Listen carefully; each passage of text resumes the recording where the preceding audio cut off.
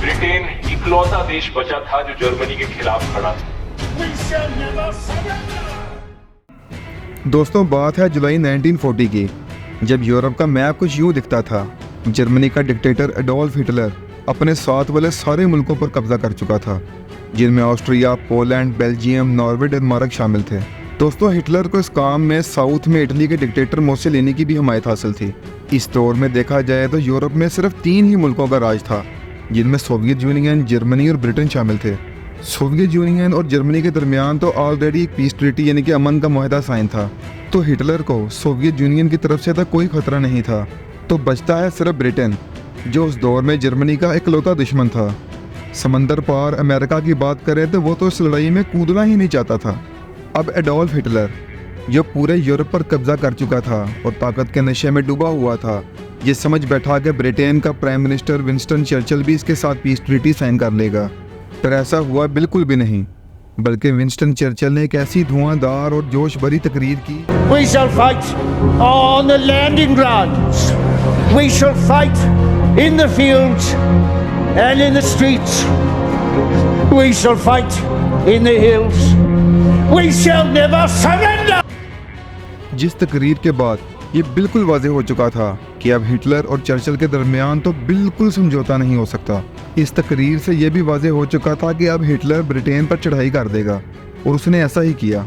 Hitler ने एक mission start किया जिसका नाम था ऑपरेशन सी लाइन, जिसका मकसद ये पता करना था कि ब्रिटेन पर हमला कैसे किया जाए, क्योंकि दोनों मुल्कों के दरमियान कोई ज़मीनी रास्ता मौजूद नहीं था जिससे अपनी फ़ौजें ब्रिटेन में उतारी जा सकें।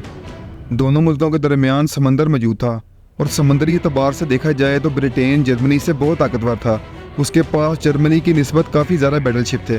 तीसरा रास्ता बचता था एयर स्पेस का, और यही इस्तेमाल किया गया, क्योंकि जर्मन एयरफोर्स लुफ्टवाफे के पास 2600 जहाज़ मौजूद थे, जिसके मुकाबले में रॉयल एयरफोर्स के पास सिर्फ 700 की तादाद थी। इसी हवाई बर्तरी को देखते हुए हिटलर ने 10 जुलाई 1940 को यूके के ऊपर हमला स्टार्ट कर दिया, जिसका टारगेट उनके एयरक्राफ्ट, एयरफील्ड्स और मैन्युफैक्चरिंग इंडस्ट्रीज़ को रखा गया, ताकि उन्हें मौशी एतबार से भी और फौजी एतबार से भी कमज़ोर किया जा सके।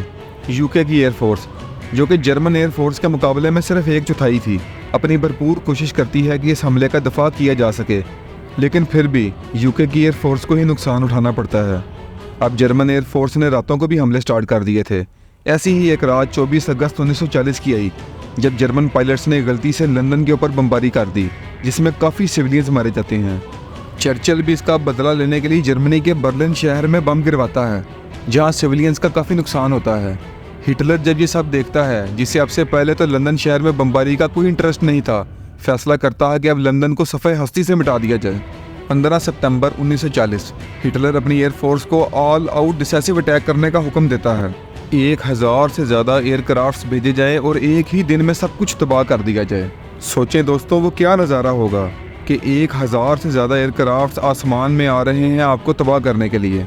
स्पेसिफिकली ये नंबर 1120 एयरक्राफ्ट्स का था, जिसमें 620 फाइटर और 500 बॉम्बर्स थे।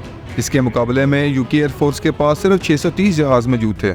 इस दिन आसमान में एक ऐसी जंग शुरू हुई जिसने तारीख रकम कर दी। दोस्तों, ब्रिटिश एयरफोर्स ने 60 से ज़्यादा जर्मन जहाज़ गिरा दिए और अपने सिर्फ 29 जहाज़ों का नुकसान हुआ। आपने ठीक सुना, ब्रिटेन ने कामयाबी से जर्मन हमला रोक दिया और अपने लोगों का दफा किया। इस दिन को battle of the Britain day कहा जाता है। दोस्तों, आज के लिए बस इतना ही। इसी वीडियो का नेक्स्ट पार्ट हम जल्द लाएंगे। खुदा हाफिज़।